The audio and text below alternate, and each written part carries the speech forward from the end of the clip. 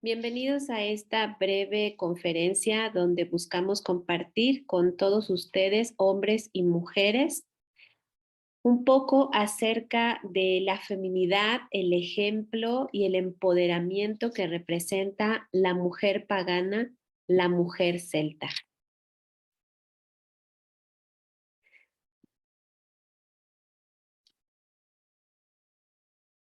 Somos Wicca Leuxofía y esta breve conferencia se llama La mujer pagana como inspiración femenina. Las mujeres celtas se distinguían en el mundo antiguo por la libertad y los derechos que disfrutaban y la posición que ocupaban en la sociedad. Mucho antes de que Julio César comenzara sus conquistas, las mujeres ocupaban posiciones iguales a las de los hombres en la cultura celta o gala, que se extendió por gran parte de Europa. Se destacaron como líderes, guerreros, eruditos, artistas e inventores. Pero lo que es más importante fueron socios iguales en la vida familiar. El valor de las mujeres cambió cuando Roma y el cristianismo conquistaron las poblaciones celtas centradas en la familia e impusieron su cultura de mujeres como ciudadanas de segunda clase y en algunos vestigios hasta peor. Las mujeres celtas en la vida pública nunca fueron excluidas sistemáticamente de ninguna ocupación y desempeñaron un papel destacado en la vida pública junto con los hombres. Las mujeres podían convertirse en poetas, druidesas, sacerdotisas, curanderas. A las mujeres celtas también se les permitió recibir educación. Los druidas eran la élite intelectual de la sociedad celta y tanto hombres como mujeres podían convertirse en druidas. Fueron educados en historia, en poesía, en astronomía y leyes celtas. Presidieron ceremonias religiosas y fueron consejeros de reyes y de reinas. Las antiguas mujeres celtas sirvieron como guerreras, líderes militares y reinas gobernantes. Las niñas y los niños, por supuesto, fueron entrenados para luchar con espada y otras armas. Según Stuart, César pensó que los hombres celtas eran feroces, pero que las mujeres guerreras eran más feroces. Muchos sitios de entierro excavados incluyen mujeres vestidas de guerreras junto con sus objetos de arte de oro que indican el respeto por las mujeres. Los antiguos celtas parecían ver el matrimonio como una sociedad entre hombres y mujeres. Las mujeres tenían protección legal y no podían casarse en contra de su voluntad, en comparación con el derecho romano, en el que las mujeres pasaban a ser propiedad de sus maridos. Las mujeres celtas podían elegir a sus maridos y poseían o heredaban propiedades de forma independiente. John Marell, historiador, explicó que el matrimonio celta era esencialmente contractual social, en absoluto religioso, pero basado en la libertad del esposo o marido y la mujer. Las mujeres divorciadas no eran juzgadas ni menospreciadas y siempre eran libres de volver a casarse. Los celtas antiguos eran polígamos y las mujeres, incluidos los hombres, podían tener o tenían permitido tener múltiples parejas. El soldado e historiador romano Ammianus Marcellinus dijo una vez: toda una tropa de extranjeros no podría resistir a un solo celta si tan solo llamara a su esposa en su ayuda. Estrabón, una mujer celta enfadada es capaz de partir avellanas con un chasquido de sus dedos. Ammianus Marcellinus, si un galo está en peligro, su mujer acude en su ayuda, hincha su cuello, rechinan sus dientes, agitan sus pálidos brazos en el aire y dan golpes y patadas como si fueran una bestia desbocada. Solo pueden compararse con la fuerza de una catapulta. Las mujeres no eran legalmente iguales a los hombres bajo la ley romana, dijo Stuart. Las mujeres fueron culpadas por el pecado original, ridiculizadas como inferiores a los hombres y acusadas por la pérdida del paraíso.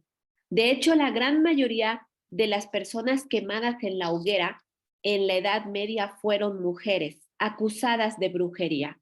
Por ejemplo, la guerrera celta de Francia, Juana de Arco, fue quemada en la hoguera, pero la iglesia estaba frustrada porque no podía acusarla de herejía ni de ninguna posición en contra de la iglesia. Se vistió como un hombre en prisión, pero los pantalones eran una protección contra la violación, ya que eran más difíciles de quitar, no solo en la prisión, sino también en el campo de batalla. Joan está vestida con una armadura similar a un pantalón en su caballo, en la estatua, en la plaza des Pirámides. Las representaciones de ella en la iglesia la muestran con una falda. ¿Por qué amamos a las mujeres celtas? La mitología celta se ha perdido a través del tiempo, dejándonos contextos contradictorios y falta de información. Sin embargo, hay una cosa que no podemos discutir.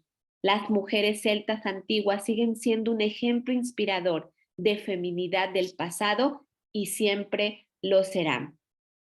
Ojalá que a lo largo de toda esta información que podemos compartir con ustedes se den cuenta que el concepto que hoy tenemos de la mujer nada tiene que ver con algunas civilizaciones importantes como la civilización celta y el paganismo antiguo, donde la mujer era poderosa, la mujer era independiente, la mujer tenía una gran participación en la sociedad.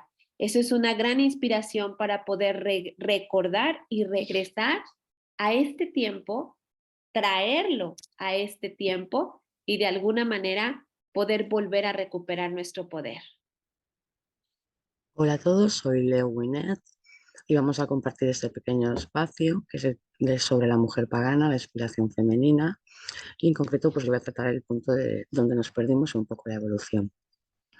Como podéis ver, donde nos perdimos, hay una breve historia sobre la mujer a través de los siglos, fue perdiendo su poder y su lugar en la sociedad. Antiguamente la mujer era considerada el peso fuerte, era considerada pues la creación, la manutención de la familia, se le valoraba y se le cuidaba porque era de una forma el eje que lo movía todo. Pero las circunstancias empezaron a cambiar. Vamos a hacer un pequeño recorrido a través de la historia donde podemos ver que desde siglos antes de Cristo la presencia de la mujer fue pasada por diferentes etapas, ¿no? Tenemos desde que se le consideraban temerarias, veneradas, por los conocimientos que conocían, pensar que la mujer era la creadora, la que cuidaba a las embarazadas, la que traía a los niños al mundo, ¿no? Y eso era como una magia, como algo que ellos veían de forma como, uy, esto es muy extraño, ¿no?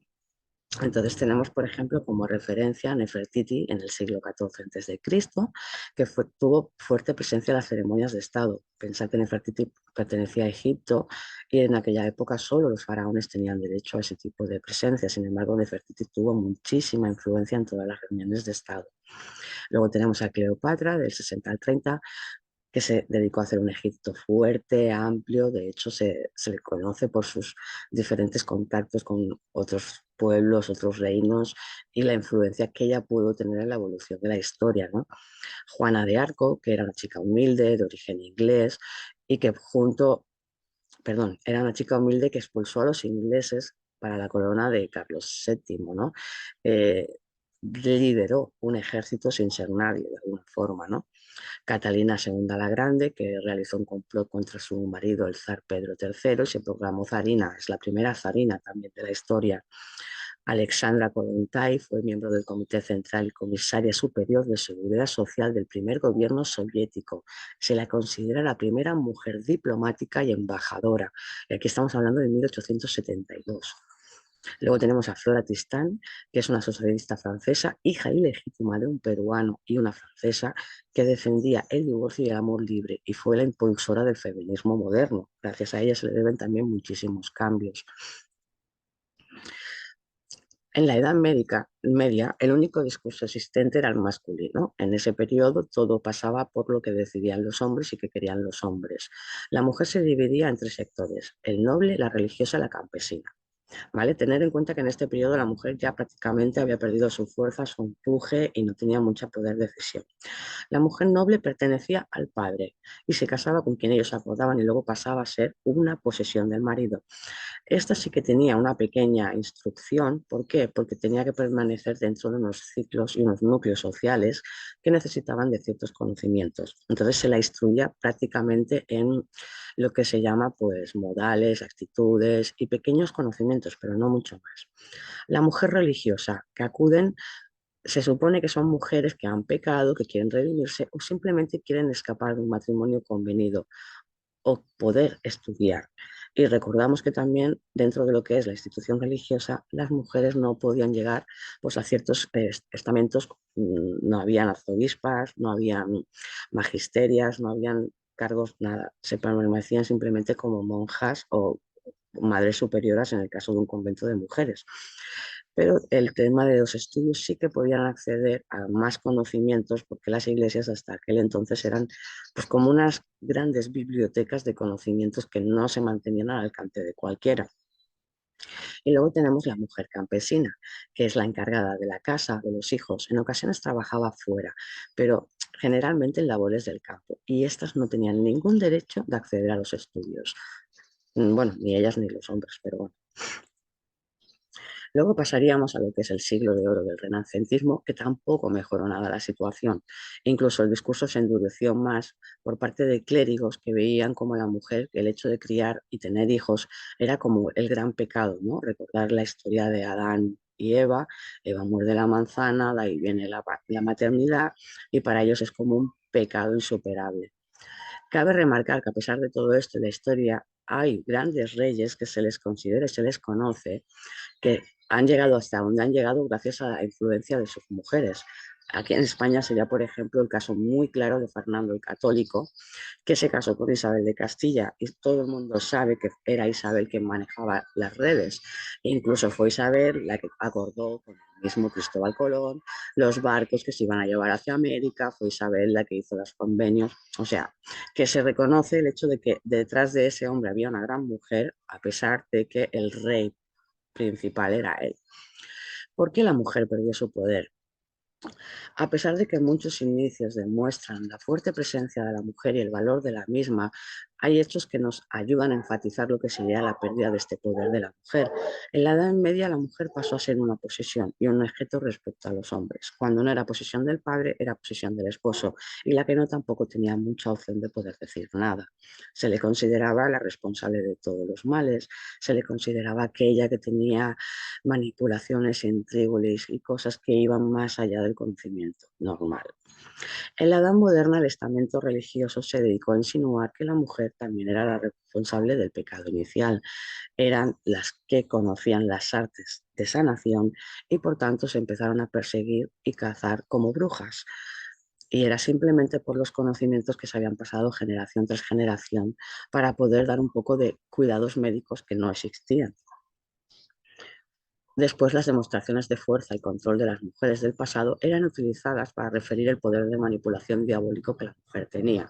Cuando se había visto que una mujer había podido conseguir cierto nivel o cierta reputación, ya se encargaban de buscar qué diablo había detrás, qué pacto con Satán se había hecho, cómo lo habían logrado, ¿no? La mujer para ellos, de hecho, era como un misterio, pero ese misterio había que controlarlo.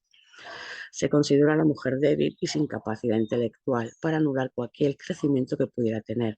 De hecho, se impedía el acceso a los estudios precisamente por eso, aunque tenemos bastantes documentos y bastantes referencias que hablan de que en el pasado grandes mujeres estuvieron dentro de los círculos de investigación, de la filosofía, pero al final siempre era lo mismo, ¿no? Se les tachaba de que algo maléfico había en ellas. Y pasamos al periodo de los cambios iniciados por mujeres. Muchos autores defendían con criterios biológicos la discapacidad intelectual de las mujeres, basándose en una teoría aristotélica de los 4 humores. Aristóteles dividió los humores en 4 aspectos: frío, húmedo, caliente y seco. Los fríos y húmedos representaban las emociones y el caliente y seco eran las racionales. Por lo tanto, como consideraban que la mujer tenía un carácter frío y húmedo, era representada como alguien que era simplemente emocional y no tenía la capacidad racional de poder tomar decisiones, de poder avanzar. Bueno, toda una teoría que, como veis, no se sostiene por ningún sitio, pero fue base suficiente para poder enlazar hacia adelante todo lo que después vendría a ser la lucha en contra del empoderamiento femenino, ¿no? Desde comienzos del siglo XVII, dalmas de la alta nobleza se encargaron de fundar instituciones que se dedicaban a instruir a niñas, que podían ser escuelas propiamente, la casa, el convento o internados laicos. Esto era totalmente de una forma muy clandestina, porque cuando se descubría que había intentos de organización de mujeres, se actuaba y se daban las represalias consecuentes a lo que estaba pasando, ¿no? Eh, Contra más limitada estuviera el crecimiento de la mujer, evidentemente menos capacidad de poder y de desarrollar sus malévolas actuaciones tenía. Pero luego nos encontramos a personas como Marie Curie, ¿vale? Que nació en Varsovia y es la primera persona que recibió 2 premios Nobel en distintas especialidades, física y química. Realmente, Marie Curie estaba casada con Pierre Curie, y mucho del desarrollo o la capacidad que le dejaron permanecer ella en ciertos núcleos era por la influencia de su marido, cuando realmente la investigadora y también la que acabó muriendo por su descubrimiento fue ella, fue la que dio todos los pasos. Pero bueno, al final los años pusieron las cosas en su sitio y pasó de estar en segundo plano a permanecer en el plano que le correspondía. Frida Kahlo, de Coyoacán, una de las primeras artistas en expresar su obra, la identidad femenina desde su propia óptica. No le frenó nada, demostró todo lo que sentía y también fue muy criticada por ello mismo. Rosa Parks, Alabama, 1913. Su lucha ayudó a acabar con la segregación racial en el sur de Estados Unidos y ella es un ejemplo y una demostración de las capacidades de lo que la asociación femenina tiene.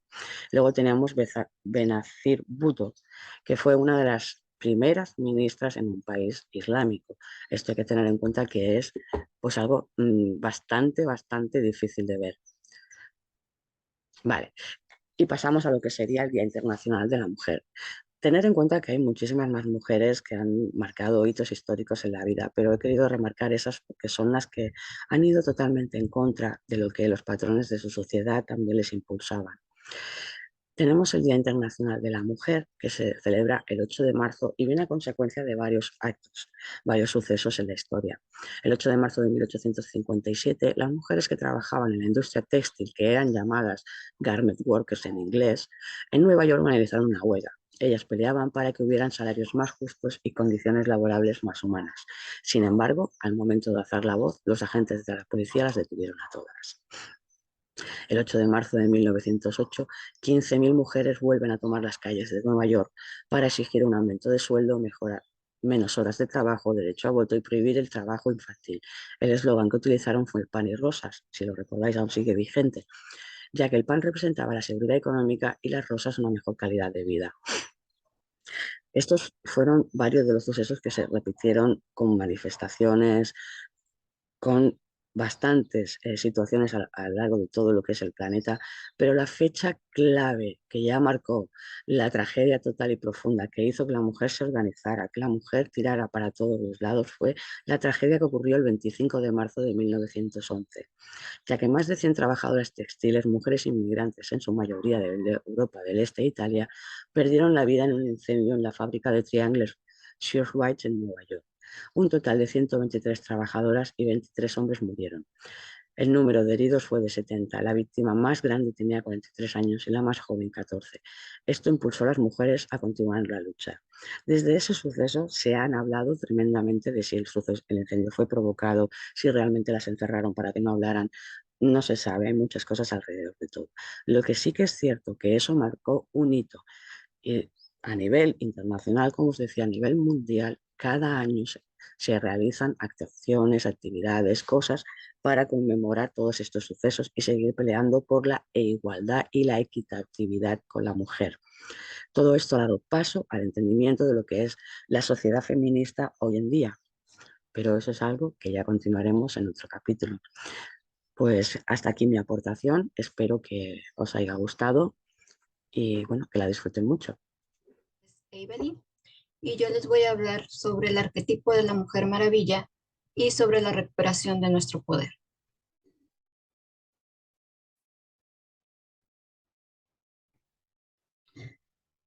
Sobre el arquetipo de la Mujer Maravilla, nos dice que en los años 40, Estados Unidos estaba al borde de la guerra. Las mujeres tuvieron que abandonar sus hogares y empezar a ocupar los puestos que eran correspondientes a los hombres, como telégrafos, taxis, en las empresas, ya que estos se encontraban en combate. Debido a todo esto, surge la necesidad y aparece dentro de este contexto Wonder Woman, que es la Mujer Maravilla. William Moulton Marston, psicólogo, crea este personaje, convencido de que las mujeres son psicológicamente mucho mejores que los hombres. Él estuvo influenciado por dos feministas de ese entonces, que fue Elizabeth Holloway y Olive Byrne. Esta fue otra opción frente a la violencia masculina, crear una mujer superhéroe que fuera atractiva, con su lado femenino, pero a la vez fuera una mujer valerosa, con coraje, que tuviera una fuerza muscular, etc. Entonces nos habla de la Mujer Maravilla, que era una mujer que sale de una isla gobernado por las Amazonas, que habían escapado del violento patriarcado, creciendo ella en un ambiente donde es querida y apoyada por todas las demás mujeres de la isla. Marston decía que dos emociones básicas dominaban a los seres humanos, que es el temor y el amor, y debía de haber un equilibrio entre estos para que las personas fueran psicológicamente estables, creando este personaje como medio para encontrar la paz en el mundo, convirtiéndolo en una especie de matriarcado en donde reinara la paz y el hombre se rindiera voluntariamente al amor de la mujer. La visión de lo femenino en las imágenes de historietas, como podemos ver aquí, plantea la interrogante sobre la condición de la mujer en la actualidad. ¿Cómo se puede ser una mujer fuerte e independiente en un mundo que quiere a las mujeres dedicadas a las labores tradicionales del hogar? Como bien vemos aquí en la imagen, donde dice que mamá tiene el control de todo, es una mamá que cumple con su rol de madre, también con su trabajo, que puede hacer diferentes facetas, eh, ayuda a sus hijos y demás. En las primitivas formaciones sociales, ser mujer tenía un orden simbólico, la fecundidad sobre todo, haciendo alusión a lo que es la maternidad y la capacidad de producción y de reproducción de la mujer. Como ejemplo, se pueden recordar los rituales y cultos a las diosas, diosas sobre todo de las cosechas, en las cuales se celebraba la abundancia en la producción agrícola. Se le rendía culto a estas deidades para que los hombres pudieran tener una cosecha abundante. La mujer como símbolo tenía un papel de valoración social. La mujer superhéroe como un símbolo de aspectos no resueltos en el inconsciente colectivo de los pueblos. Una mujer que luchaba en el mundo tenía el mismo derecho de su libertad sexual, pero esa libertad le era prohibida por la moral patriarcal. O sea, ella no tenía derecho a expresar su sexualidad, pero el hombre sí tenía derecho, y era el único que tenía el derecho, de satisfacer y poseer a ese objeto de deseo, que en este caso era la mujer. En el siglo XXI surge un nuevo feminismo. Se buscan los mismos derechos en el acceso al placer de ganar y la competitividad, dejando atrás el victimismo y buscando la participación en el poder. También vemos que surge este arquetipo de la Mujer Maravilla, el cual fue muy diferente a lo que eran los otros cómics que había en ese tiempo, que era sobre todo Batman y Superman. Ya que, como les decía, la Mujer Maravilla sale de una isla de Amazonas, son puras mujeres, su madre es una diosa, ella es hija de un dios, pero ella no lo sabe. Y poco a poco ella empieza, conforme la van capacitando, a descubrir sus propias habilidades y que necesitamos resolver porque nos dañaron de alguna u otra manera. Aquí no estamos buscando culpables, estamos buscando responsabilizarnos sobre nuestras propias heridas, sanar nuestra propia alma para nosotros ser padres sanamente sanados y entonces ya romper con ese ciclo y que nuestros hijos crezcan lo más sanamente posible.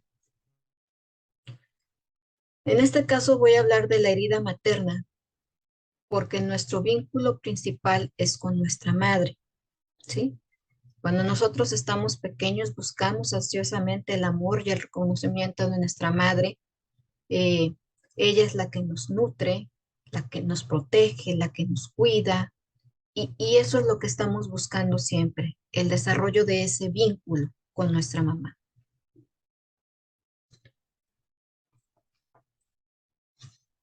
El dolor de ser mujer que se ha pasado de generación en generación en las culturas patriarcales, esto es la herida materna.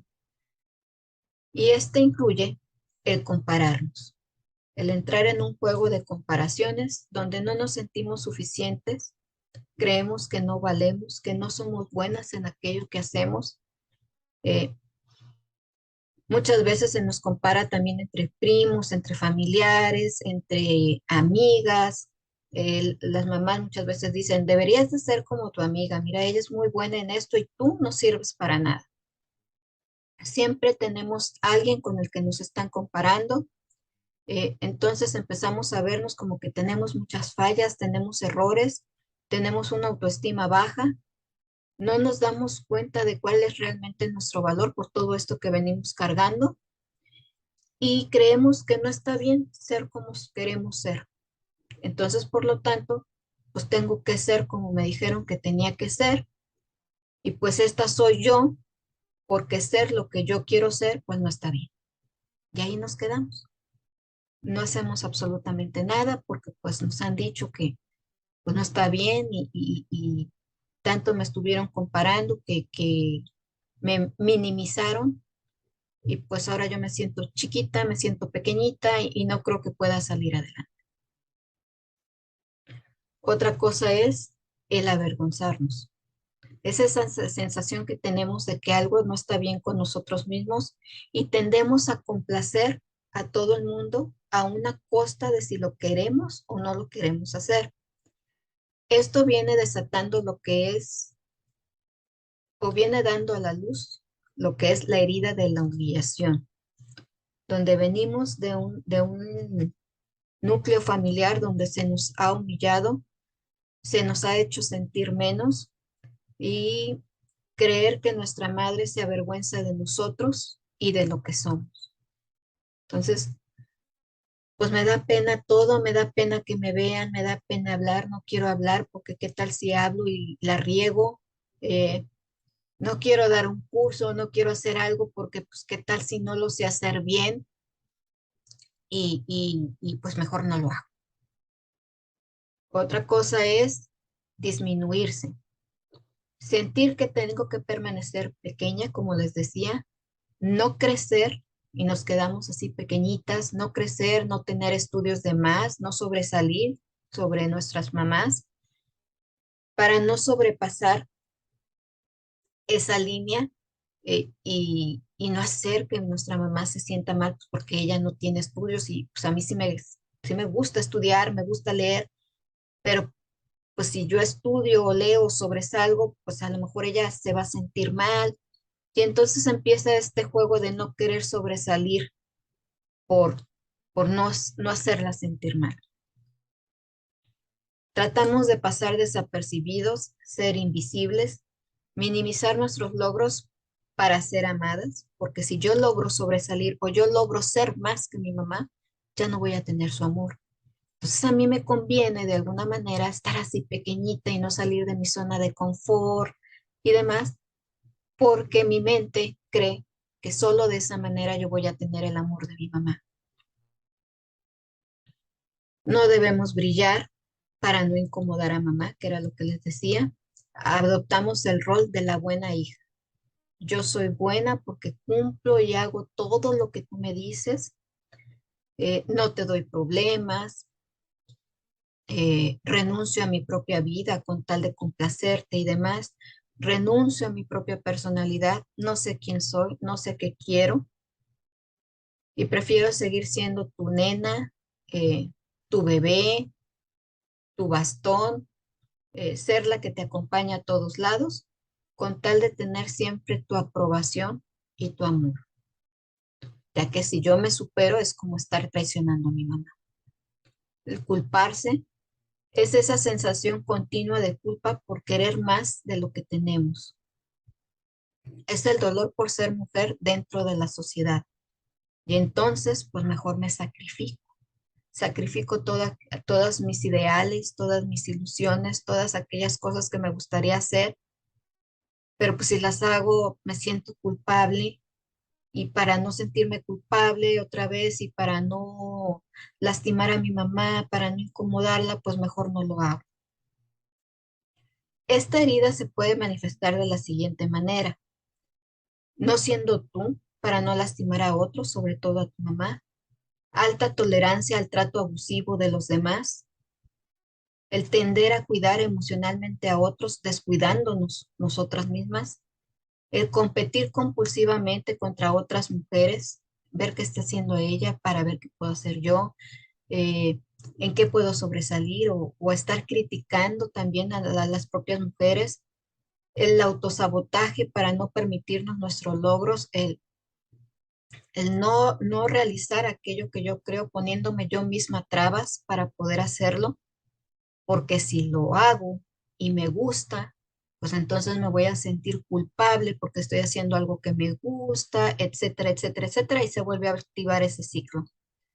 Ser muy dominante, con tener el control, muchas veces se presenta también con desórdenes alimenticios, el comer compulsivamente, la anorexia, la bulimia, la depresión, porque pues no estoy haciendo, no me siento satisfecha, no hago lo que a mí me gustaría hacer, siento que no estoy completa, no estoy autorrealizada y muchas veces se tiende a caer en adicciones. ¿Por qué? Precisamente por lo mismo, para llenar ese vacío emocional que yo tengo, ese hueco emocional que yo tengo, voy a buscar llenarlo con algo más. Como les decía, no sanar esta herida materna nos lleva a vivir una vida con sensación persistente de que hay algo mal en mí, que no estoy satisfecha, no desarrollo mi potencial al máximo porque tengo miedo al fracasar o que me desaprueben, pero no tanto es la desaprobación de los demás, sino que inconscientemente es la desaprobación de mi madre. Estoy dejando pasar oportunidades, no puedo crecer, no me lanzo a hacer cosas nuevas, a llevar a la acción todos mis proyectos. No tengo claro quién soy porque pues siempre mi madre estuvo conmigo, ella me dijo, tengo dentro de mí ciertas creencias que pertenecen a ella y siempre me comporté de acuerdo a lo que ella me decía que yo era y entonces pues en realidad yo no sé quién soy. Y si yo no sé quién soy, pues mucho menos voy a saber qué es lo que quiero hacer de mi vida. No nos sentimos capaces o merecedoras de tener la vida que anhelamos. No me siento segura para hablar y expresarme. Aguanto todo lo que sea para no crear problemas. El autosabotaje, casi cuando ya voy a lograr llegar a mi meta, cuando ya voy a lograr tener un ascenso, cuando voy a lograr algo, me enfermo, me pasa un accidente, eh, no llego a tiempo a la junta, algo pasa y esto va a hacer que yo no logre culminar con éxito eso que yo quería realizar. Vivimos de alguna manera esperando siempre la aprobación de mamá para hacer nuestra propia vida, pero claro, esto es de manera inconsciente. El trabajo para sanar, como les decía, es con nosotras mismas para romper todas estas cadenas de patrones repetitivos, estas creencias que muchas veces no son nuestras, son de nuestra mamá y ellas son de su mamá y así se fueron pasando de generación en generación. Estas van a reprimir nuestra creatividad, nuestra libertad.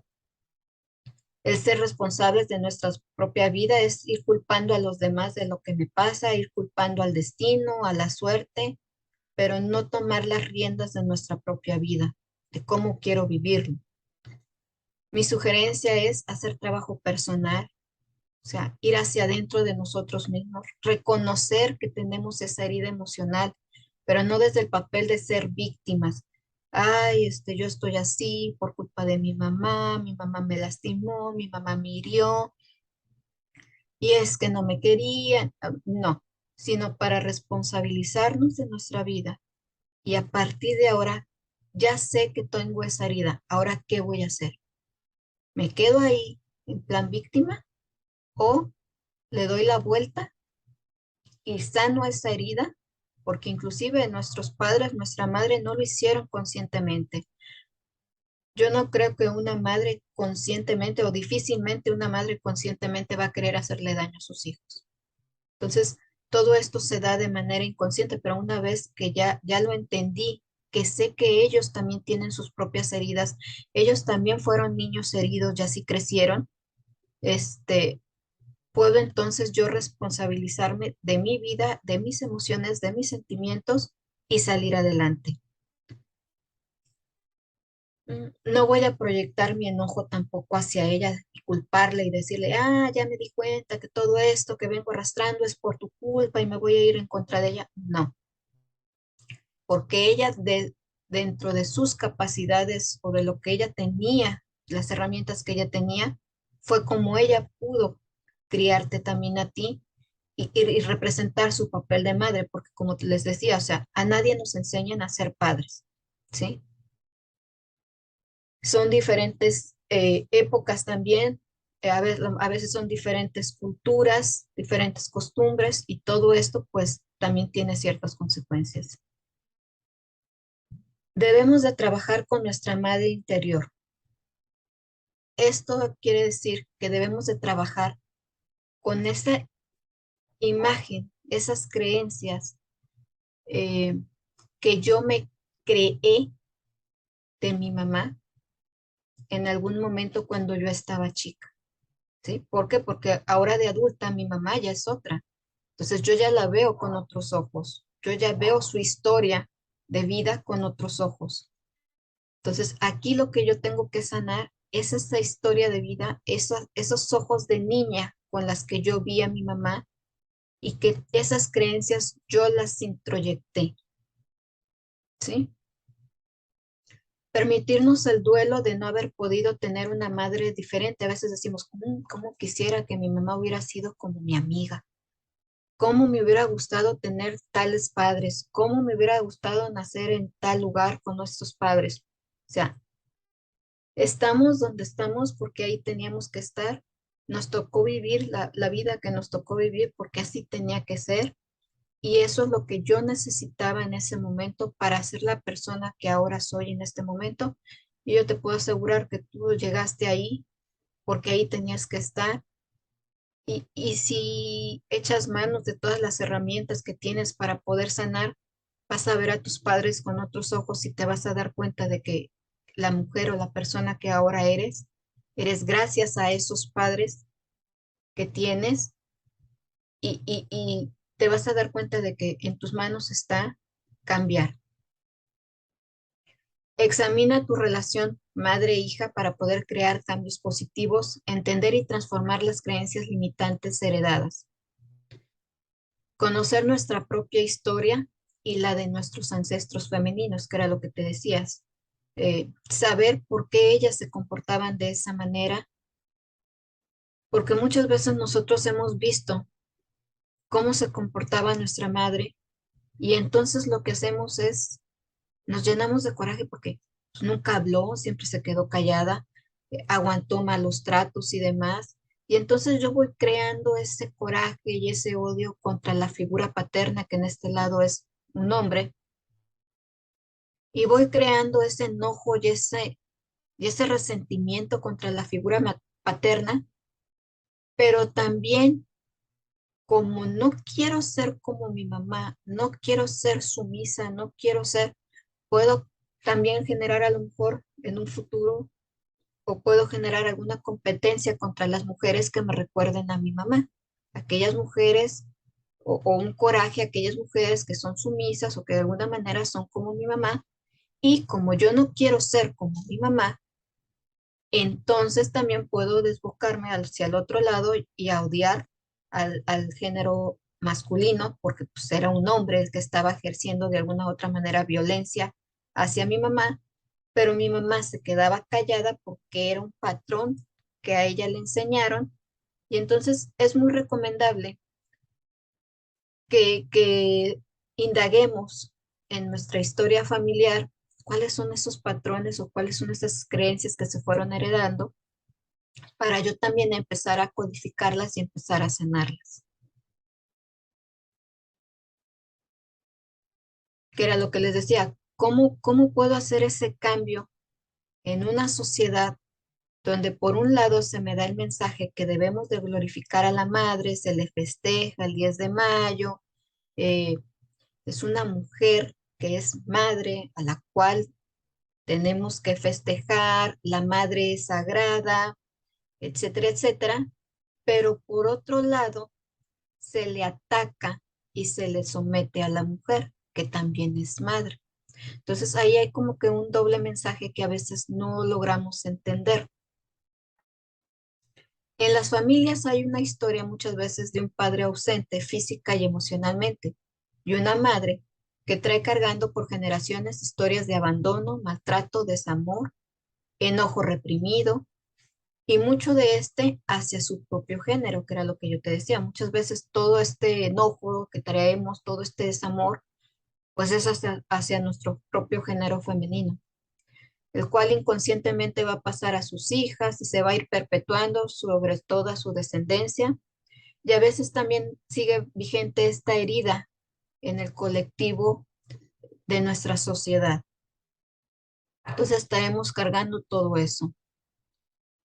Las hijas absorbemos este dolor, nos identificamos con esa herida, la hacemos nuestra y esta se va a repetir.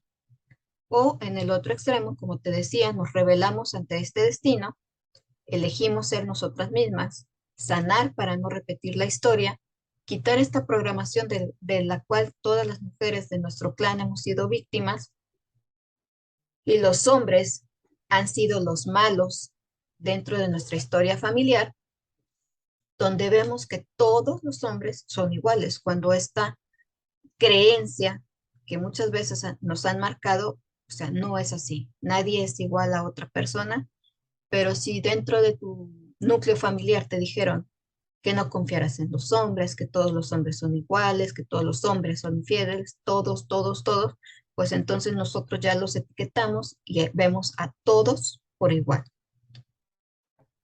Era lo que te repetía también hace rato.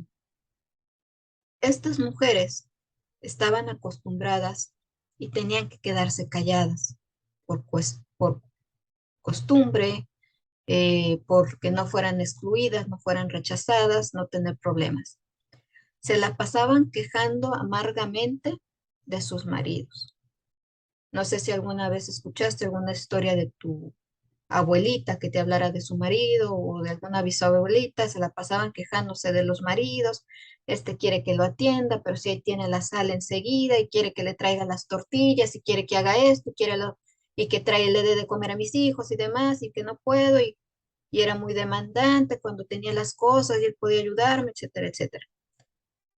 Los culpaban a ellos de todo lo malo que les pasaba en su vida, pero de alguna manera ellas también fueron copartícipes de esta vida, porque no hicieron nada por salir de ese círculo, ¿sí? Aquí no estamos juzgando el por qué no lo hicieron.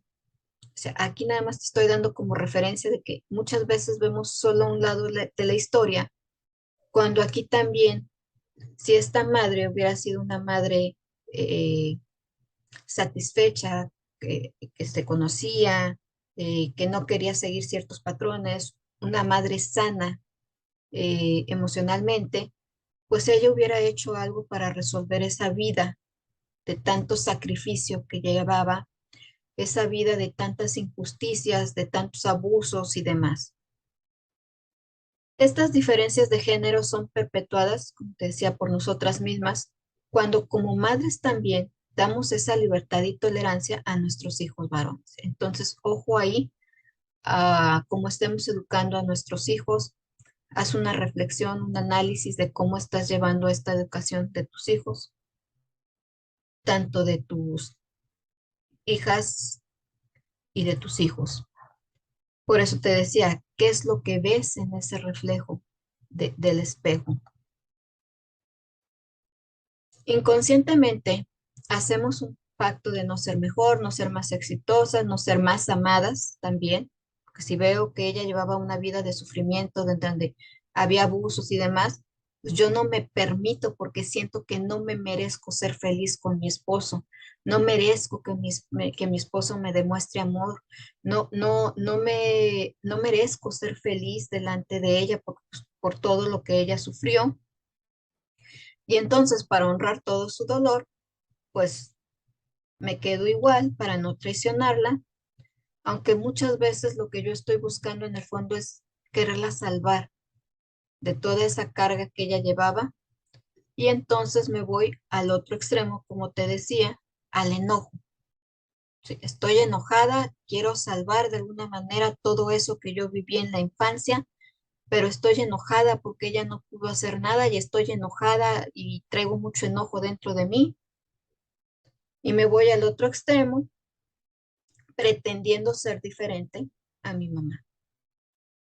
Nos identificamos con nuestro padre y buscamos entonces demostrar también muchas veces que somos muy inteligentes, conectando mucho más con el aspecto de libertad.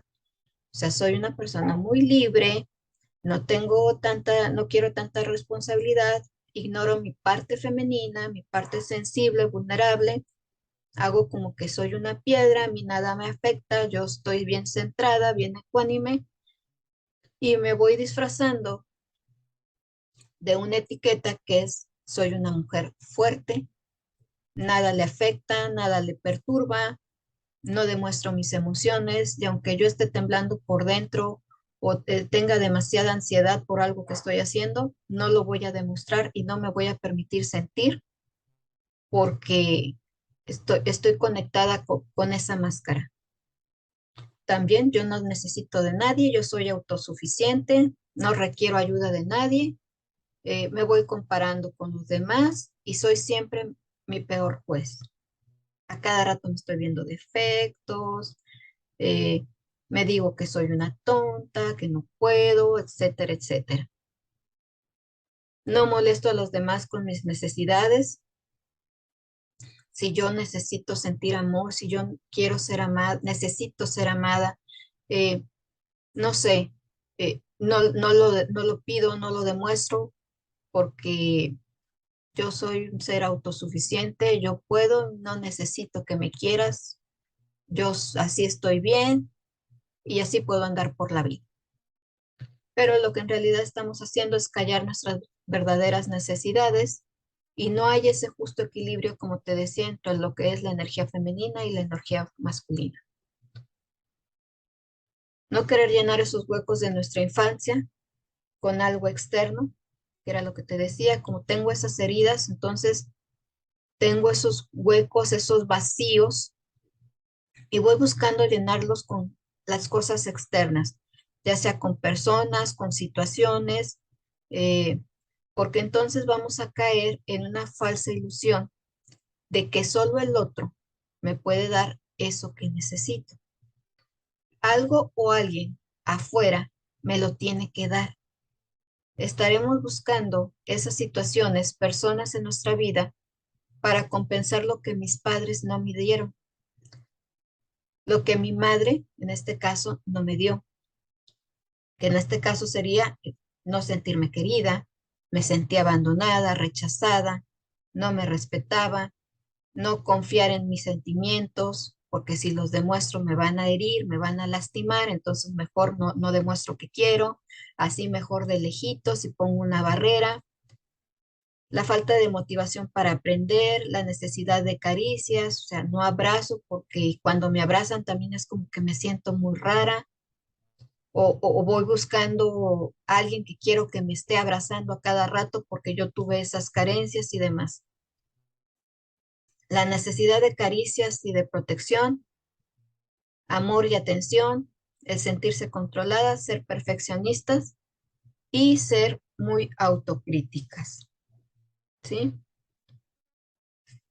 Eh, Otra de las cosas que les quería compartir un ejemplo, es que esas heridas emocionales, esas heridas que hay en nuestro interior, pueden compararse de alguna manera a una herida física que tenemos. Por ejemplo, haz de cuenta que tienes una herida que te hiciste en la mano, ¿sí? Tú observas tu mano, ahí está la herida, pero de alguna otra manera decides ignorar que tienes esa herida. Y como no quieres verla, descuidas la curación, descuidas el ir a sanar esa herida. Entonces, ¿qué es lo que haces? Pues agarras una venda a lo práctico y vendas tu mano, ¿sí?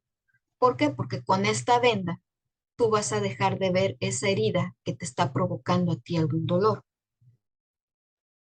Este vendaje que tú estás haciendo en la mano equivale a tener una máscara, ¿sí?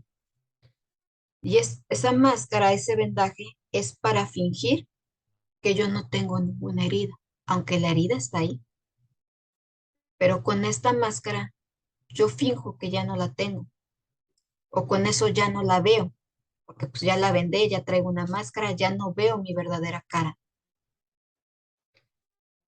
La herida nos duele. Cada vez que alguien te vaya a tocar esa mano, aunque te esté agarrando tu mano con amor, de alguna otra manera tú vas a emitir un ay, me duele, ¿por qué me estás haciendo daño? Cuando en realidad esta persona te está tocando con amor. Pero como tú tienes ese vendaje ahí, la otra persona no está viendo realmente que estás herido. Él no está viendo esa herida. ¿Por qué? Porque está cubierta. Tú sí sabes de alguna manera que está esa herida porque te está doliendo, pero el otro no está haciendo las cosas eh, intencionadas para lastimarte. Él te quiso agarrar la mano con amor, te quiso acariciar con amor, pero te lastimó porque la herida sigue estando a pesar de la venda. Mm. Aquí, si te duele cuando te tocan, es porque tú no has hecho nada por curarte, no te has ocupado de tu herida y no hay nadie más que sea responsable de tu dolor. Esto ocurre con cualquier herida emocional, cuando nos sentimos rechazados, abandonados, traicionados, humillados o creemos que hemos sido tratados o somos tratados de manera injusta. Cada vez que nos sentimos heridos, es a nuestro ego al que le gusta creer que alguien más y no nosotros es el culpable de cómo nos estamos sintiendo.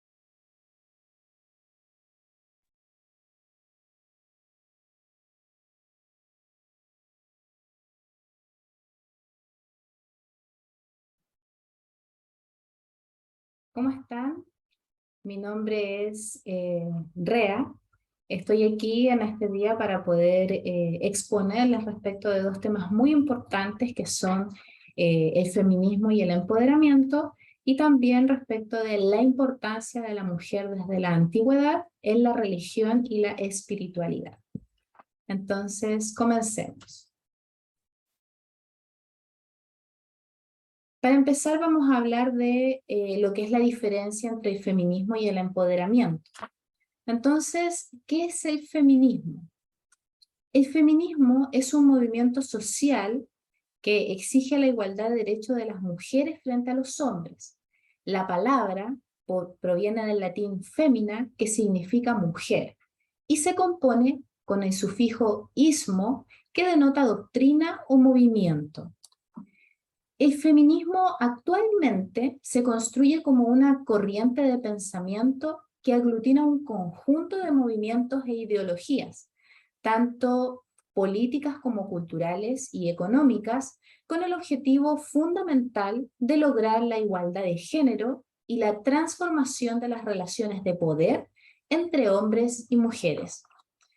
Entonces, en este sentido, algunas conquistas de los movimientos feministas han sido el acceso, por ejemplo, a la educación, el derecho al sufragio, la protección de sus derechos sexuales y reproductivos, entre muchos otros relativos a los valores ciudadanos y democráticos.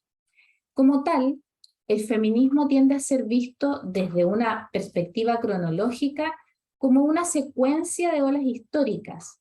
Sin embargo, estas etapas estuvieron precedidas de diversas obras de tendencia feminista antes incluso que este movimiento social se determinara como feminismo. Entonces, aquí tenemos las tres olas del feminismo. Y la primera ola surge en diversos países a lo largo del siglo XIX y el siglo XX, tanto en Europa, principalmente en Inglaterra, como en Estados Unidos y demás países de América Latina. En este momento, las mujeres lucharon en principio por lo que era la obtención de igualdad de derechos en el matrimonio y luego por el derecho al sufragio. Después tenemos la segunda ola, que estuvo determinada por reclamar lo que eran los derechos familiares, sexuales, laborales y también de reproducción. Y por su parte, la tercera ola abarca desde la década de 1990 aproximadamente hasta nuestros días y busca enmendar los errores de la segunda ola. En consecuencia, también busca demostrar que la mujer puede asumir diversos riesgos y obligaciones, desarrollarse en múltiples espacios y ser altamente competitiva e independiente. Por ello, se relaciona directamente con lo que es la liberación de la mujer. En este sentido, la tercera ola se le denomina a veces como la lucha por el empoderamiento de la mujer mediante la solidaridad y el apoyo entre ellas. Entonces ahora vamos a ver qué es el empoderamiento. Entonces, el empoderamiento es el proceso por medio del cual se dota a un individuo, comunidad o grupo social de un conjunto de herramientas para aumentar su fortaleza, mejorar sus capacidades y acrecentar su potencial.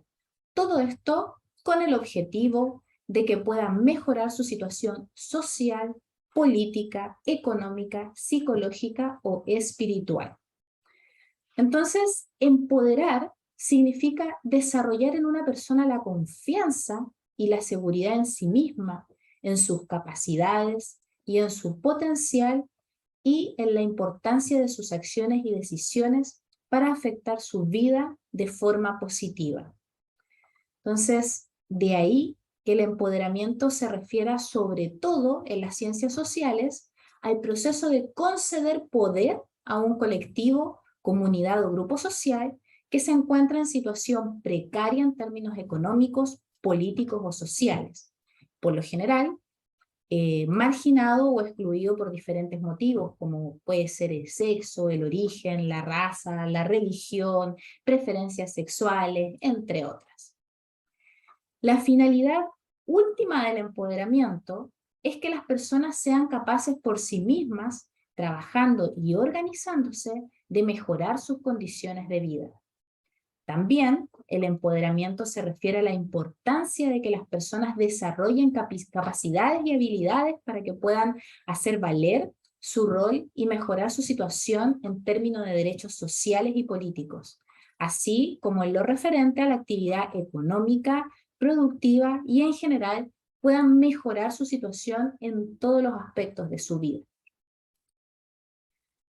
Ahora bien, teniendo claro entonces qué es el feminismo y qué es el empoderamiento, entonces la pregunta sería, ¿qué es lo que los diferencia Aquí la diferencia está en que una no está supeditada a la otra. O sea, se puede ser feminista sin necesidad de ser una mujer empoderada, y se puede ser una mujer empoderada sin necesidad de ser feminista. Entonces, el feminismo desde lo conceptual es un hermoso movimiento, ya que busca la igualdad de oportunidades para hombres y mujeres, no importando su edad, su orientación sexual, su creencia religiosa, política, etc. Por tanto, el feminismo llama a la unión y el respeto mutuo entre hombres y mujeres, comprendiendo que desde nuestras diferencias podemos crecer juntos, aprendiendo unos de los otros. Sin embargo, hay quienes pierden el norte cuando hablan mal de los hombres o los denigran o buscan poner a las mujeres por sobre los hombres. Y en este caso es cuando las mujeres claramente pierden el empoderamiento y pasan a hablar desde una herida. En una realidad, es una realidad que a lo largo de la historia y en nuestras vidas podemos habernos topado con hombres que no valen la pena. Sin embargo, también es cierto que por unos cuantos no se puede meter a todos los hombres en el mismo saco o canasta. Más si pensamos que todos tenemos en nuestras familias abuelos, padres, hermanos, primos, tíos e hijos que son hombres, y que querámoslo o no, nuestra existencia como mujeres proviene también de ellos que son hombres, y negar su existencia es negar una parte importante de nosotras mismas y de nuestro linaje. Por tanto, es a eso cuando me refiero a que las mujeres, cuando hablan o tratan mal a los hombres, están hablando desde su herida, puesto que lo que hacen lo están haciendo desde un dolor que no han sanado. Y en cierta medida hay una parte del feminismo que habla desde esa herida no sanada, y eso no es empoderamiento. Por tanto, si queremos ser feministas y hablar desde un feminismo sano, es importante que sanemos nuestra relación con lo masculino, ya que solo de esa forma es que podremos ser feministas y también empoderadas. Una mujer empoderada, por ejemplo, no necesita tratar mal a otro para sentirse mejor, ni tampoco busca ser superior a los demás, ya que se vale a sí misma para saber que tiene todo lo que se necesita para salir adelante. Por tanto, una mujer empoderada no busca quitarle al hombre su fuerza y poder, más bien busca alcanzar ese poder para ser una igual. Una mujer empoderada tiene la capacidad de ver y resaltar las capacidades de los demás, independiente de si estos son hombres o mujeres. Una mujer empoderada es capaz de criar hijos empoderados, no importando que estos sean hombres. Y es capaz también de enseñarle a esos hijos que no importa nuestro género, raza, color de piel, ideología política, cultura o religión, que todos debemos respetarnos unos a otros, porque eso es lo que nos convierte en mejores personas. Eso es lo que nos transforma en personas sanas y capaces de crecer, de evolucionar y dejar que los demás también crezcan y evolucionen junto a nosotros. Ahora vamos a hablar un poco de lo que es el empoderamiento en Leusofía. En Leusofía nosotros buscamos empoderar a hombres y mujeres por igual, entregándoles las herramientas necesarias para que cada uno de nuestros Leuc puedan ir creciendo, desarrollándose y evolucionando a su propio ritmo. Sin embargo, no hacemos el trabajo por ellos, solo entregamos las herramientas y les damos las oportunidades para que puedan ir enfrentándose a sí mismos, porque el enemigo del empoderamiento no está en el exterior, está en nosotros mismos y en la poca capacidad que tenemos de salir de nuestra zona de confort. No nos empoderamos porque vivimos en el miedo, rodeados de inseguridades y con la palabra no puedo y no soy capaz grabada en nuestra mente. Por tanto, también en Luxofía se trabaja profundamente en la sanación interior de cada uno de nuestros miembros para que puedan liberarse de estos miedos que les impiden avanzar. Es por esto que formar parte de Luxofía no es fácil, es solo para valientes, porque nos saca de nuestra zona de confort y nos hace enfrentarnos a esos miedos para que podamos superarlos, vayamos creciendo y seamos capaces de en el futuro apoyar y ayudar a otras personas a seguir el mismo camino hacia el empoderamiento y la sanación. Porque ser un Leuk es ser una luz en el mundo, y para ser una luz en el mundo, el empoderamiento es fundamental. Ahora vamos a pasar a nuestro segundo tema, que es la importancia de la mujer desde la antigüedad en la religión y la espiritualidad. Entonces, para comenzar vamos a hablar, pasar por un recorrido de, digamos, 3 de las religiones más importantes que existen hoy en día. La primera es el judaísmo. El judaísmo es la religión más antigua de las religiones monoteístas. Su práctica se basa en las enseñanzas de la Torá, compuesta por 5 libros. El rasgo principal de la fe judía es un Dios omnisciente, omnipotente y providente que habría creado el universo y elegido al pueblo judío para revelarle la ley contenida en los 10 mandamientos y las prescripciones rituales de los libros 3 y 4 de la Torá. El judaísmo no solo se considera una religión, sino que también una tradición, una cultura y una nación. En los inicios del judaísmo, la sociedad hebrea era patriarcal. Por lo tanto, la mujer tenía una posición subordinada a la del hombre. Entonces ella tenía que estar completamente sujeta a lo que dijera la figura paterna. Las mujeres adultas se encargaban de las cosas generales que debía tener un buen hogar, y también era más que necesario que se hicieran cargo de sus hijos, de su educación, de su salud y su formación. Por tanto, el rol de la mujer se volvía indispensable, puesto que para muchos, pese a que podía ser algo marginal, lo que le correspondía hacer a una mujer en esta religión, en realidad esto no era así.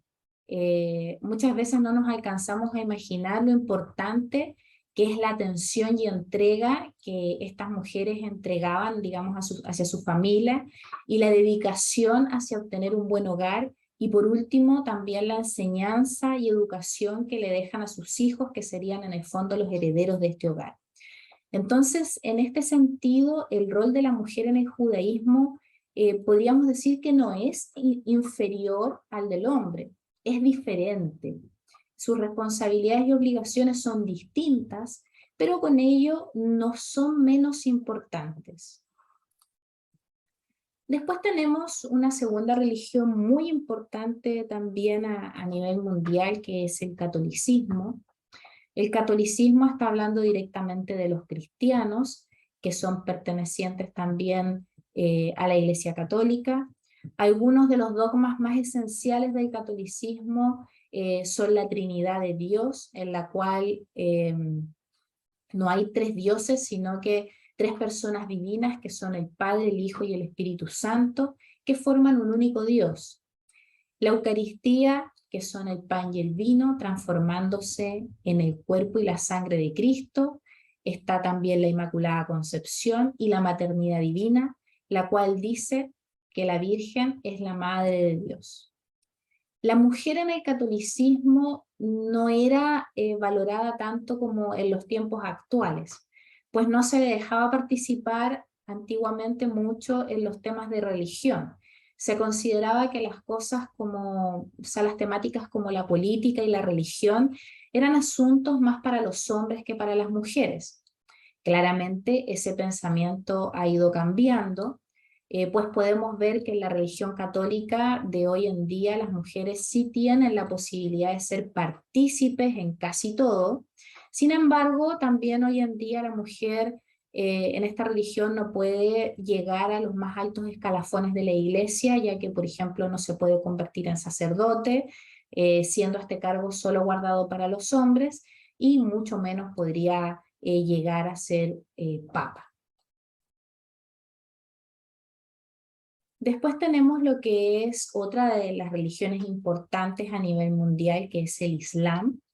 El Islam es una religión monoteísta abrahámica, cuyo dogma de fe se basa en el libro del Corán, el cual establece como premisa fundamental para sus creyentes que no hay más Dios que Alá y que Mahoma es el último mensajero de Alá.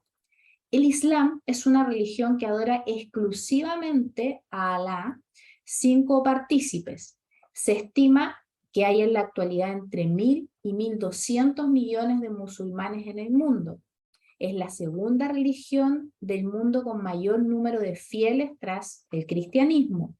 La doctrina islámica tiene 5 pilares en su fe que forman parte de las acciones interiores de los musulmanes.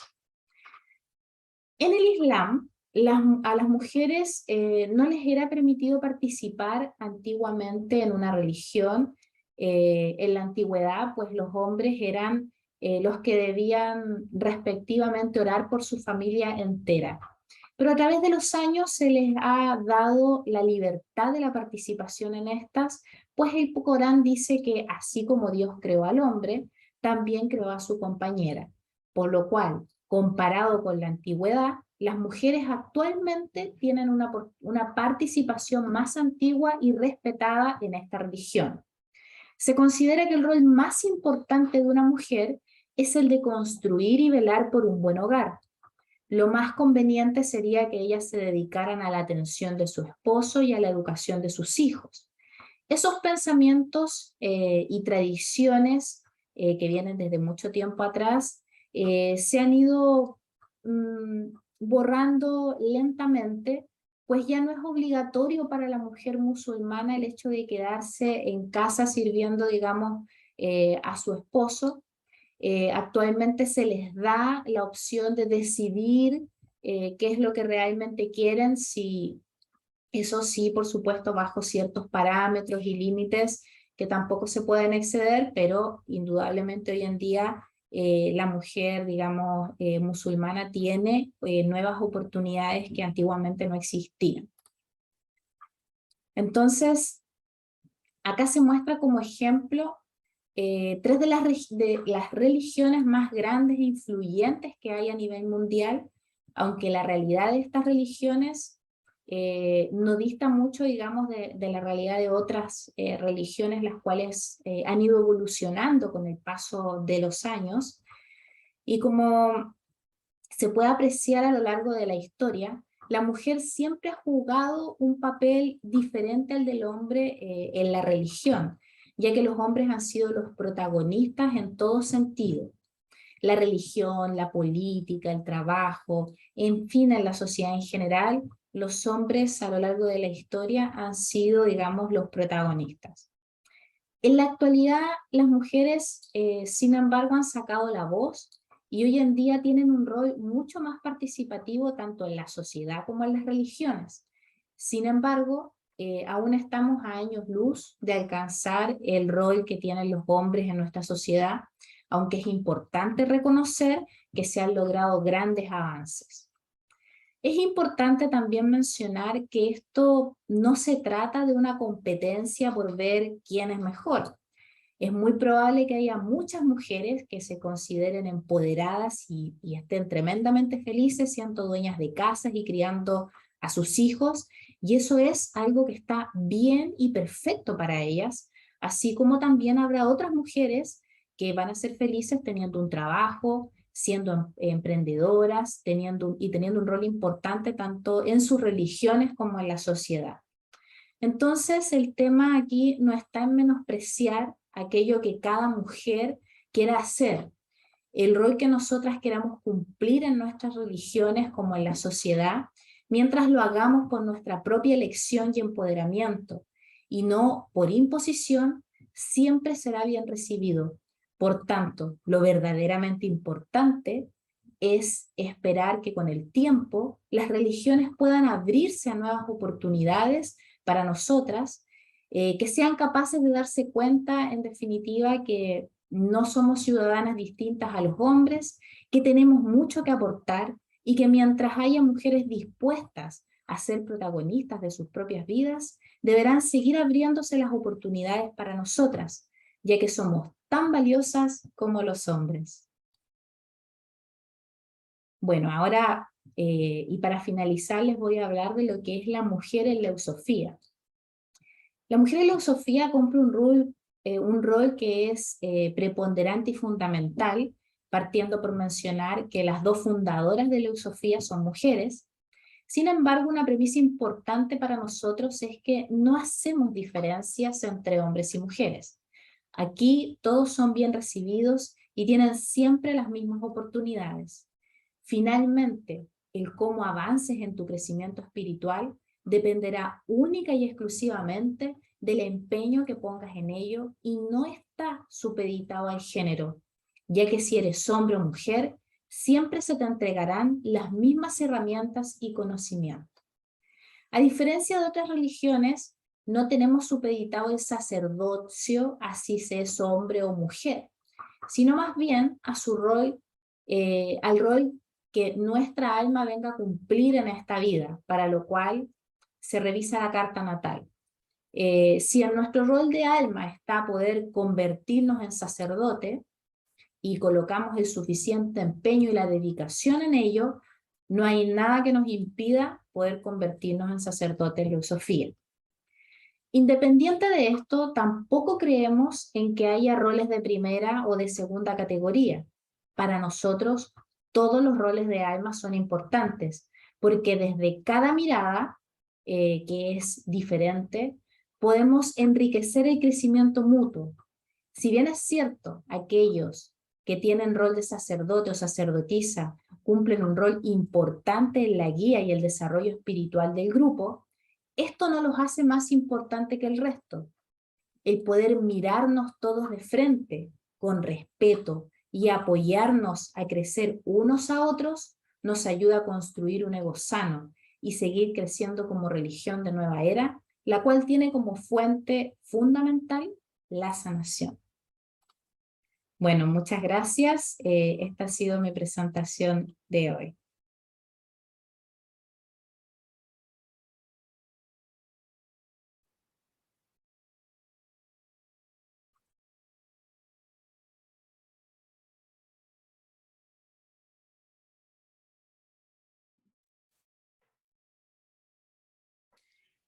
Hola, buenas tardes. Mi nombre es Eriu.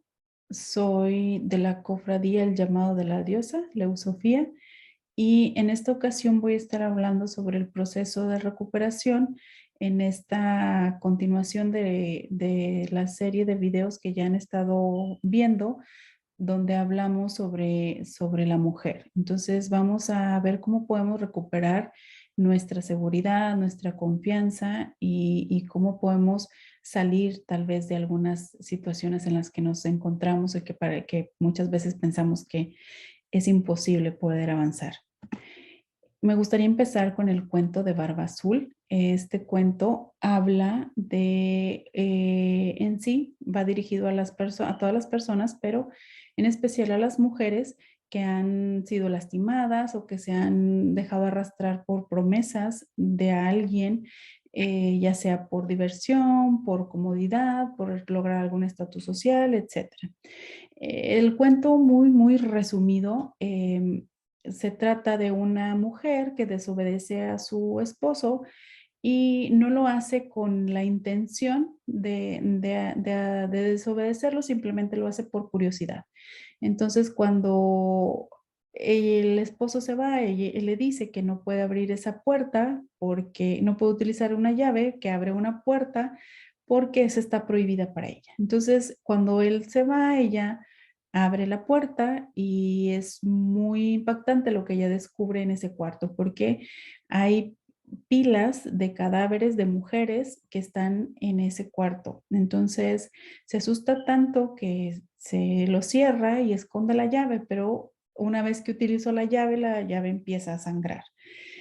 Cuando el esposo regresa, le pide cuentas de la llave y se da cuenta que la llave no está, y cuando la busca, pues se da cuenta que la ha usado porque la llave sigue sangrando. Entonces, en este caso, la llave viene a representar ese permiso para acceder al conocimiento. Tal como lo menciona este filósofo Tomás, el conocimiento es poder. ¿Sí? Entonces, en esta frase se refiere a que en la educación y el aprendizaje se encuentra la verdadera posibilidad de cambiar, de crecer y de lograr el éxito. Se refiere a que tenemos que educarnos y aprender para poder crecer y lograr lo que nos propongamos, así sean cosas grandes o pequeñas. Necesitamos estar preparadas para poder cumplir nuestros sueños, teniéndonos objetivos y desarrollando entonces sí nuestros talentos. Pero ¿qué implica la belleza de ser mujer? ¿Cómo es que el simple hecho de ser mujeres ya nos hace únicas o especiales? Vamos a hablar aquí en muy breve sobre las diferencias que hay entre el hombre y la mujer, que obviamente son muy, muy obvias, como podemos o como sabemos todos, ¿no? Sin embargo, hay ciertos aspectos que nos hacen ser mucho más diferentes y tener completamente roles muy diferentes. Entonces, en la parte física, nosotras las mujeres, pues nosotros producimos lo que son los estrógenos, lo que son las hormonas de progesterona y oxitocina. En cambio, el hombre, bueno, como bien sabemos, él produce la testosterona.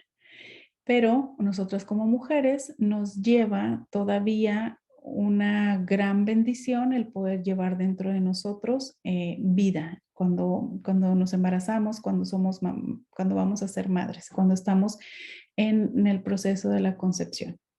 En la parte biológica, bueno, nosotros tenemos mayor materia gris, es como lo que nos quiere decir es que hay un equilibrio entre ambos hemisferios. Como bien sabemos, nuestro cerebro se divide en dos hemisferios, el izquierdo y el derecho. El izquierdo, que es el analítico, que es el que utiliza o predomina en el hombre, y el de la mujer es el derecho, que es el emocional, el que es más sentimental. Sin embargo, como mujeres tenemos la capacidad de poder cambiar de un hemisferio, perdón, a otro, ¿sí? De cambiar del izquierdo al derecho, por lo cual nos hace ser multifuncionales, mientras que a los hombres, bueno, los pone en la categoría de monofuncionales.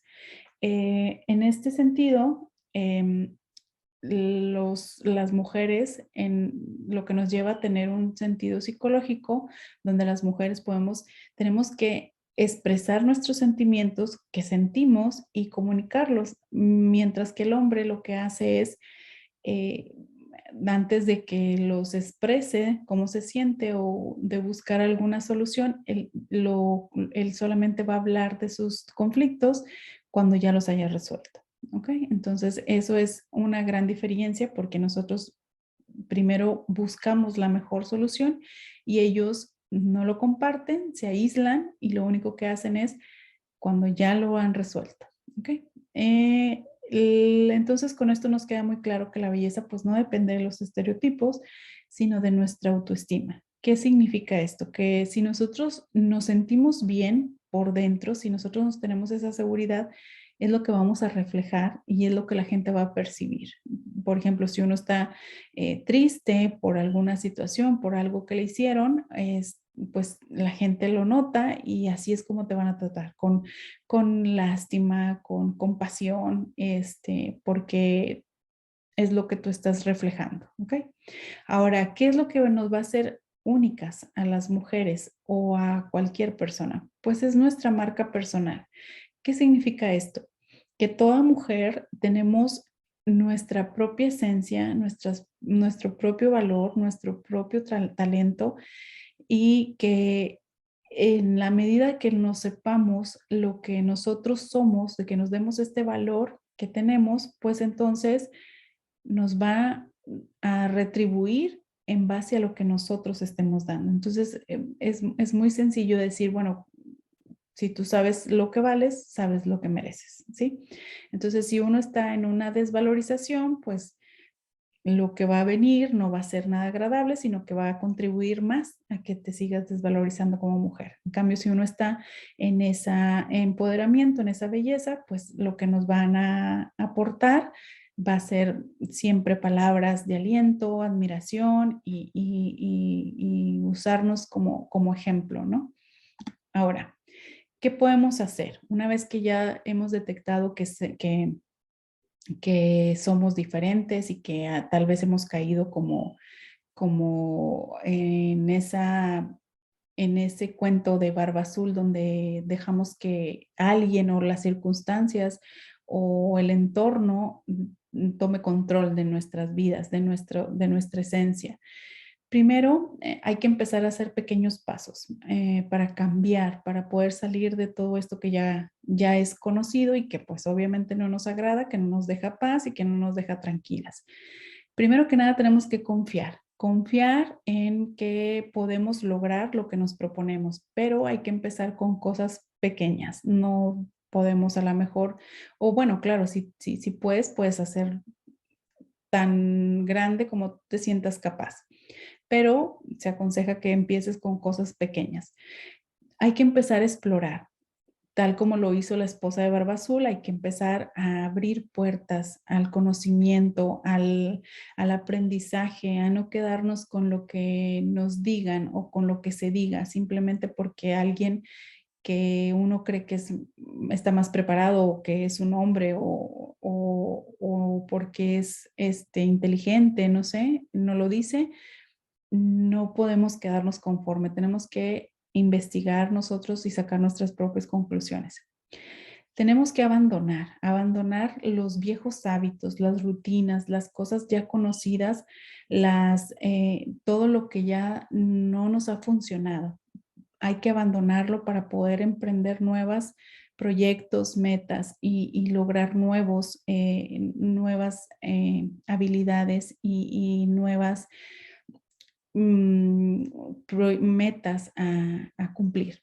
Ahora, se necesita un día a la vez. Tampoco a lo mejor ir adelantando mucho o querer abarcar mucho o hacer un plan demasiado extenso, porque lo que necesitamos es empezar hoy y lo que podamos hacer, llevar una agendita, llevar algo para que pongamos lo que hoy podemos hacer por nosotros como mujeres. Está también el compromiso. Hay que comprometernos a lograrlo, a hacerlo, a hacernos responsables de lo que vamos a comprometernos para poder lograr las metas. Organización. Es muy importante el podernos organizar, el poder estructurar bien nuestro tiempo para poder cumplir con todo lo que nos propongamos. Hay que aceptarnos como somos, y en la medida que lo hagamos, vamos a empezar a incrementar nuestra autoestima, vamos a empezar a sentirnos bellas, únicas y especiales. Tenemos que agradecer. Esto podríamos hacer un hábito, el agradecer, el ser agradecidas por todo lo que tenemos. Y en la medida que lo vayamos haciendo, bueno, vamos a ir logrando definitivamente mayor placer, mayor paz, comodidad, confort en lo que hagamos. Por ejemplo, si uno agradece la cama en la que dormimos, seguramente nuestras noches cada día van a ser mejores, mucho más placenteras. Y por último, tenemos que amarnos, tenemos que aprender a amarnos, pero esto significa mucho de las cosas que ya comentamos, pero también significa que tenemos que cuidar nuestra salud, nuestro cuerpo, descansar bien, comer bien, lo que es alimentarse bien, prepararnos bien, aprender cosas nuevas, explorar cosas nuevas, indagar. Eso significa amarnos, el querernos, procurar siempre el bienestar y siempre hacer lo que nos deje paz y tranquilidad a nosotras mismas. Y bueno, por último, como menciona aquí en la imagen, cuando uno de verdad quiere, puede y lo merece. Entonces, no tenemos excusa para no hacer el cambio, para no disfrutar de esa libertad, de esas oportunidades que todo ser humano tenemos. ¿Ok? Y bueno, no importa si empiezas hoy o mañana, lo más importante es hasta dónde vas a llegar o dónde vas a terminar. Dejo aquí las referencias de los libros que utilicé por si quieren saber el final de la historia de Barba Azul. Bueno, en el libro Mujeres que corren con los lobos viene ahí el final de este cuento que les va a gustar mucho. Me despido, no sin antes darle las gracias por haberme acompañado y nos vemos en la siguiente ocasión. Gracias.